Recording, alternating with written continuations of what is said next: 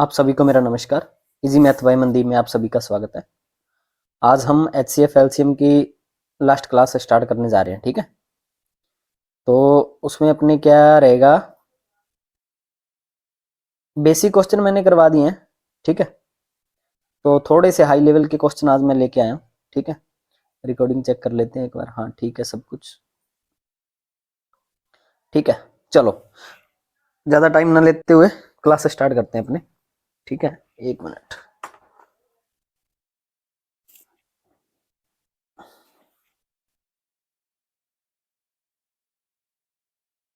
Pen कहाँ पे रख दिया मैंने? हाँ चलो, अपने क्या है ये देखो। सबसे पहला क्वेश्चन क्या है, उन संख्याओं का एचसीएफ और एलसीएम के बीच का अनुपात ज्ञात करना है। यानी कि एचसीएफ रेशो एलसीएम पूछ रखा है, लेकिन उनका एलसीएम तो दे दिया 48, एचसीएफ अपने को दिया नहीं, और दोनों संख्याओं का गुणनफल दे दिया 384। ठीक है, 384। तो मैंने बताया एचसीएफ इंटू एलसीएम किसके बराबर होता है? दोनों संख्याओं के गुणनफल के बराबर। और ये संख्याएं, इनका गुणनफल कितना दे दिया? 384। और एचसीएफ इसने ज्ञात करना है। एचसीएफ क्या ज्ञात करना है? एलसीएम कितना दे दिया? 48। ये कितने पे कटेगा? देखो एचसीएफ निकालना है तो वही 384/48। ये 48 गुना में उस साइड जाएगा तो भाग के अंदर चला जाएगा। तो 8 6 है 48, 8 चौका 32, 8 8 64, 6 8 है 48। यानी कि एचसीएफ यहां से निकल कर आया 8। तो रेशो ज्ञात करना है इनका। 8 1 8, 8 6 48, 1:6। आसान क्वेश्चन था, बिल्कुल ही आसान क्वेश्चन। ठीक है, ज्यादा मुश्किल आते नहीं है इसमें से। वह छोटी से छोटी संख्या ज्ञात करो जो 6 9 15 से विभाज्य सबसे छोटी संख्या में जोड़ने पर पूर्ण वर्ग बन जाए। सबसे पहले तो 6 9 15 से विभाज्य सबसे छोटी संख्या वो क्या होगी? सबसे पहले वो निकालते हैं, 6 9 और 15। अच्छा, ऐसी कौन सी संख्या है छोटी से छोटी संख्या? लोएस्ट कॉमन मल्टीपल बताया ना मैंने, सबसे छोटी, यानी कि एलसीएम पूछ रहा है। तो 15 को 15 दूना 30 में 9 का नहीं जाएगा, 45 में 9 का जाएगा लेकिन 6 का नहीं, 45 में हाँ 6 का नहीं जाएगा। ठीक है, फिर 15 चौके 60 में 9 का नहीं जाएगा, 75 में नहीं जाएगा, 15 छिके 90, 90 में जाएगा। तीनों संख्याओं का भाग 90 में। वो कह रहा है पूर्ण वर्ग होनी चाहिए, उसमें क्या जोड़ा जाए? अच्छा, पूर्ण वर्ग 90 के बाद पूर्ण वर्ग कौन सा आएगा? 100। 100 का ही अंडर रूट क्या होता है? 10 होता है ना, इसका अंडर रूट 10 होता है। पूर्ण वर्ग होना चाहिए, तो क्या जोड़ने पर आएगा? 10 जोड़ने पे। आसान क्वेश्चन था, ये सीजीएल का क्वेश्चन है 2024। स्पीड इसीलिए रख रहा हूं, ठीक है, ताकि आज ये चैप्टर खत्म हो जाए। ज्यादा लंबा खींचने का फायदा नहीं है इसमें कोई। ठीक है, ज्यादा क्वेश्चन बनते नहीं है। आगे देखो, दो संख्याओं का एलसीएम और एचसीएफ क्रमशः 90 और 15 है, तो दोनों संख्याओं का योग 75 है, तो बड़ी संख्या। ये देखो, ये तो आसान क्वेश्चन, बिल्कुल ही आसान क्वेश्चन दे दिया। एलसीएम और एचसीएफ, एलसीएम क्या है? 90, एचसीएफ क्या है? 15। अब आपको पता है, ऑप्शन से चले जाओ। ठीक है, अच्छा अगर मान के चलो, और दोनों संख्याओं का योग क्या है? 75।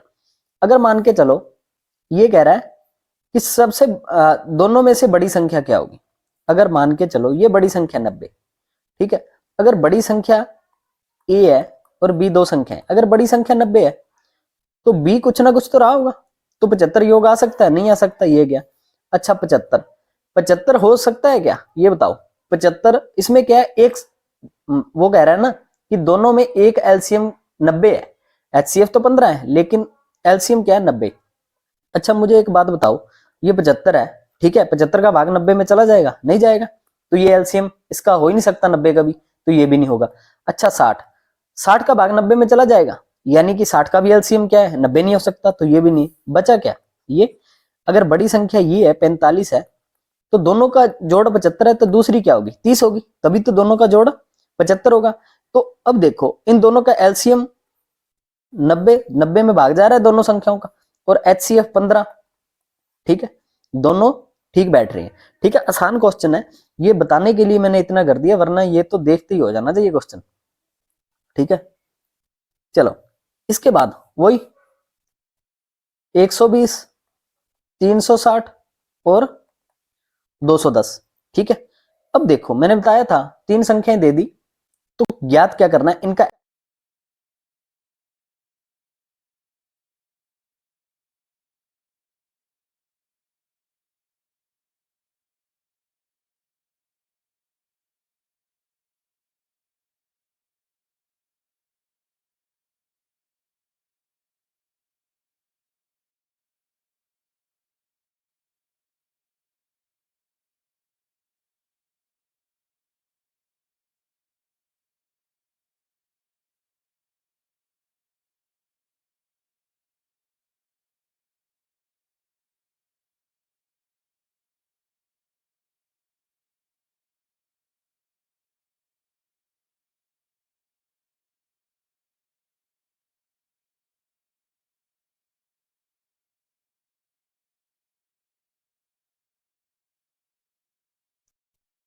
हाँ, नेटवर्क में दिक्कत है थोड़ी सी।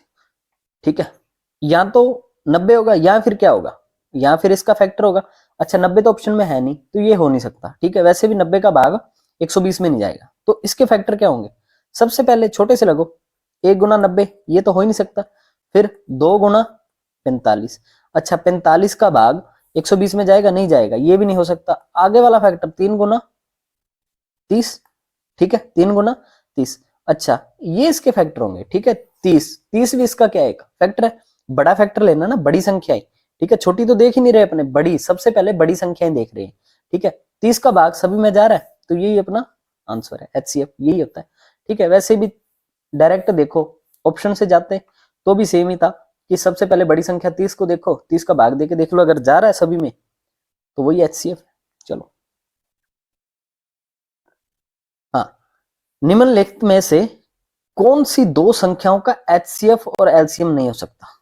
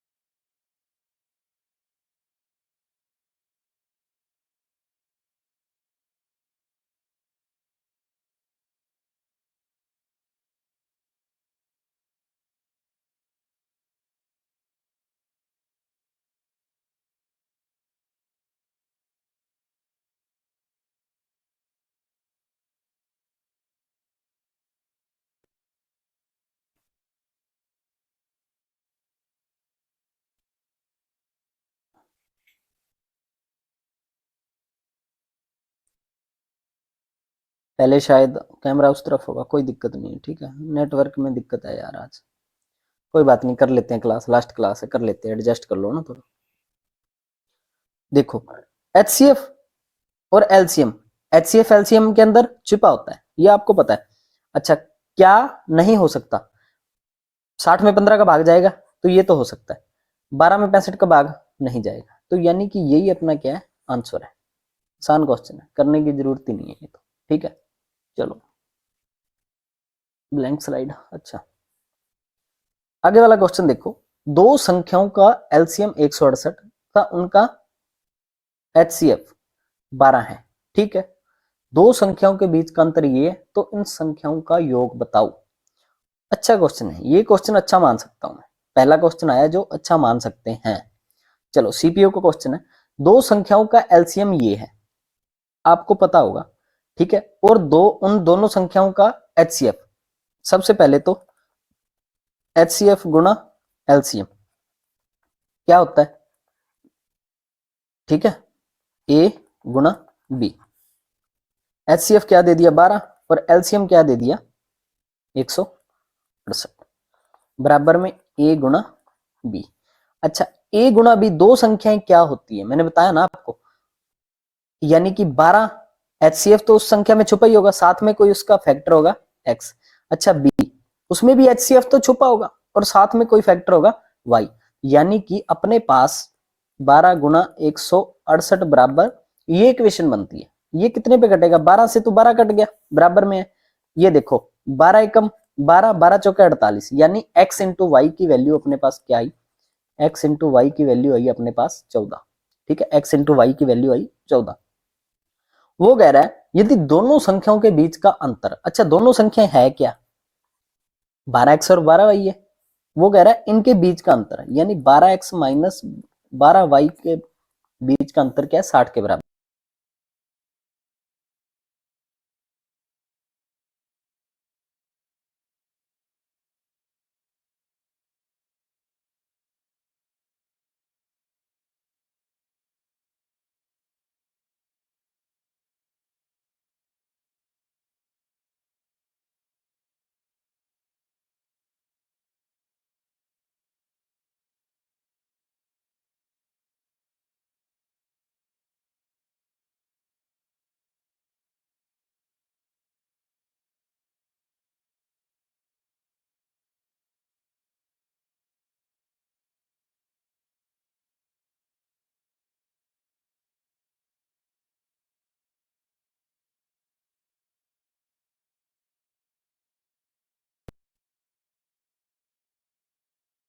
नेटवर्क में दिक्कत आ रही है थोड़ी सी यार आज। ठीक है, कोई दिक्कत नहीं है, चलो देखते हैं, करवाते हैं जितना हो पाता आज, है ना। चलो अब देखो x इंटू वाई बराबर 14 आया और x माइनस वाई बराबर 5, यानी कि ऐसी कौन सी संख्याएं होंगी, ऐसी कौन सी संख्याएं होंगी जिनका गुणा करने पर तो 14 आ रहा है। सबसे पहले तो इसके फैक्टर देख लो, 1 गुणा 14 ये फैक्टर होगा, दूसरा क्या होगा 2 गुणा 7 यही फैक्टर होगा। अब अपने को पता है अगर 7 में से 2 कम करेंगे 5 आ रहा है और दोनों को गुणा करने पर 14 आ रहा है, यानी कि यही अपने पास क्या होंगे, यही फैक्टर होंगे। यानी कि x बराबर 7, क्योंकि x में से y घटाने पर प्लस का आ रहा है तो बड़ी संख्या लेंगे ना। ठीक है, तो यानी x बराबर क्या आया अपने पास 7। अगर x बराबर 7 आया तो y कितना आएगा? ठीक है, y कितना आएगा, ये इस साइड आएगा, 5 इस साइड, उस साइड गया, y प्लस का हो जाएगा, यानी कि y की वैल्यू क्या होगी 2 होगी, तभी 7 में से 2 कम होंगे तो 5 बचेंगे, यानी x और y की वैल्यू आ गई। ठीक है, अच्छा ए संख्या क्या थी 12 गुणा x, 7 12 7 84, और बी संख्या क्या थी 12 गुणा वाई, वाई का मान 2 24। इन दोनों संख्याओं का जोड़ पूछ रहा है, 80 20 100 और 8 108, ये अपना क्या आया आंसर। बढ़िया क्वेश्चन है, बढ़िया क्वेश्चन मान सकते हैं, इक्वेशन से जाना पड़ेगा। इसी यदि दो संख्याओं का एलसीएम, ठीक है एक मिनट, हाँ यदि दो संख्याओं का एलसीएम उनके एचसीएफ का 56 गुना है, ठीक है, उनका एचसीएफ और एलसीएम का योग 1710 है। यदि दो संख्याओं में से एक संख्या 240 है, देखो सबसे पहले दो संख्याएं दे दी तो ए गुणा बी, ये दो संख्याएं होंगी किसके बराबर होती है एचसीएफ इंटू एलसीएम के, यही होता है। अच्छा ये एचसीएफ और एलसीएम का योग, इसका अपने कोई यूज नहीं लेंगे, यूजलेस है। ठीक है, थोड़ा सा बस अपने माइंड को खुला रखना, बड़ा मजा आएगा इस क्वेश्चन। और ये सीजीएल का क्वेश्चन है, उन्होंने इस प्रकार से दिया, ठीक है, कि पता नहीं क्या क्वेश्चन है, अगर इसमें उलझ के रह जाओगे ना तो उलझ जाओगे इसमें, ठीक है, कर ही नहीं पाओगे। लेकिन इतना बढ़िया मेथड, इतने बढ़िया तरीके से आपको बताऊंगा ना, आपको बिल्कुल फील नहीं होगा कि हाँ कि ये क्वेश्चन ऐसे भी कर सकते हैं। अब देखो सबसे पहले तो दो संख्याओं का एलसीएम उनके एचसीएफ के, सबसे पहले देखो एलसीएम किसके बराबर दे दिया 56 गुना एचसीएफ के। ठीक है, तो एचसीएफ क्या है, एच तो अपने पास है ही, गुना में ये क्या बच गया अपने पास, एलसीएम क्या है 56 गुना एच। अच्छा बराबर में एक संख्या क्या है 240। ठीक है, और ए क्या होगा, ए मैंने बताया था ना आपको कि एक तो एचसीएफ तो इसमें छुपा ही होगा, साथ में क्या होगा कोई फैक्टर होगा। अपने पास ओरिजिनल इक्वेशन ये बन के आती है 240 बराबर एच गुना 56 गुना एच, वाई एच, ठीक है, एक एच से एक एच कट गया। अब देखो ये कट रहा है ना, वाई और एच को एक्स एक साइड ले आओ, ये वाई, एच इस साइड आएगा तो बटा के अंदर, बराबर में क्या 56 बटा में ये 240 इस साइड गुना में तो बटा में चला गया, 8 तो 56, 8 3 24, यानी कि y की वैल्यू 7 आ गई और h की वैल्यू क्या आ गई 30। यानी कि अपने a संख्या ज्ञात करनी है ना, तो दूसरी संख्या a क्या माना था, h गुना y, यही तो माना था कि इसमें एक तो HCF छुपा होगा और साथ में कोई फैक्टर। अच्छा h की वैल्यू क्या आई अपने पास 30 और फैक्टर क्या आया 7, यानी कि दूसरी संख्या क्या होगी 210। आया समझ में? समझ में तो आ ही गया होगा, ठीक है। बढ़िया क्वेश्चन था लेकिन आसान था। और अगर इसमें उलझ के रह जाते ना आप, a गुना बी है ना, कि a गुना बी, a ये है, ठीक है, a ये b 240 है और HCF की जगह h गुना 56, h स्क्वायर कर लेते, ठीक है, ये काट लेते, गड़बड़, ठीक है। आसान क्वेश्चन है, मुश्किल नहीं है, बस करने का ढंग होना चाहिए आपको, ठीक है। चलो देखो आगे वाला क्वेश्चन क्या है, इसमें ये देखते हैं, यदि दो संख्याओं के एलसीएम और एचसीएफ के बीच का योग और अंतर 512। अच्छा वो कह रहा है दो संख्याओं के L plus LCM plus HCF तो 512 है और एल माइनस एच 496। यदि एक संख्या 72 है, यदि एक संख्या 72, सबसे पहले तो एच और एल की वैल्यू निकाल सकते हैं। अगर दोनों समीकरणों को जोड़ दूं तो 2l, ये तो कट ही जाएगा, दोनों को मैं अगर मैं जोड़ देता हूं तो ये तो 2l ये कट गया, बराबर में क्या, इन दोनों का जोड़ है ना। देखो ये पूरा 500 मान लो, इसमें से 4 कम कर दो, ठीक है, तो यानी 500 500 1000 1008 1008, यानी कि 2 से कटा तो एलसीएम क्या आया 504। देखो एलसीएम अगर 504 है, देखो एल प्लस एच बराबर 512 था, अगर एलसीएम 504 है तो एचसीएफ क्या होगा 8 होगा, तभी तो 512 आया, तभी तो 512 आया होगा। तो एच और एल की वैल्यू अपने पास निकल गई है ना। तो दो संख्याओं ए इंटू बी किसके बराबर होती है, A into B HCF into LCM के बराबर होती है, एल लिख दिया मैंने। और एक संख्या क्या है, यदि एक संख्या 72 है, बी ज्ञात करना, मान के चलो एचसीएफ क्या आया अपने पास 8 आया और एलसीएम क्या आया 504 आया, कितने पे कटेगा 8 नी में 72, ये 9 9 5 45, 5 9 6 54, यानी कि दूसरी संख्या क्या होगी 56। यही अपना आंसर है और ये सीजीएल मेंस का क्वेश्चन है। आसान था क्वेश्चन, तो क्वेश्चन ज्यादा मुश्किल था नहीं। अच्छा इसमें क्या है, एक आप इस बात को समझो, सबसे पहले उससे पहले मैं एक आपको ब्लैंक स्लाइड पे कुछ बताना चाहता हूं, ठीक है। देखो किस प्रकार से, ठीक है, यदि बटा के अंदर इक्वेशन हो ना, मान के चलो 1/2 3/4, वो कह दे कि इसका एचसीएफ बताओ, वो कह दे कि इसका एचसीएफ बताओ, एचसीएफ क्या होगा। तो यदि एचसीएफ पूछा है ना, तो ऊपर वाली संख्याओं का एचसीएफ बटा में नीचे वाली संख्याओं का एलसीएम, ठीक है, बस इतना ही करना है। ये देखो इनका एचसीएफ क्या होगा, देखो 3 3 है ना, ठीक है।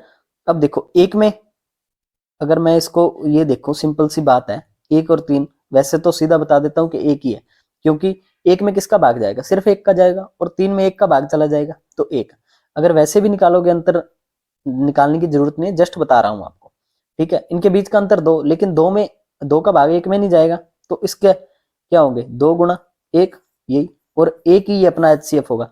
एचसीएफ क्या 1 और एलसीएम 2 और 4 का एलसीएम 4, तो ये अपना क्या आया आंसर। अगर इसमें ये मैं पूछ लेता इन्हीं दोनों संख्याओं का एलसीएम बताओ, तो ऊपर एलसीएम बटा में एचसीएफ, ठीक है। एलसीएम क्या था दोनों संख्याओं का 4 और एचसीएफ क्या है 1, यानी कि 4 आंसर। बस इतनी सी बात है।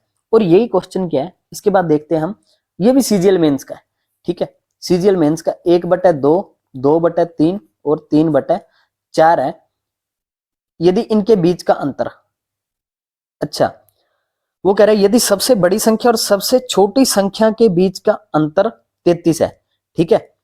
ये 3 संख्याएं दे दी, सबसे पहले तो इनके बीच का अंतर क्या है वो देखो, ठीक है।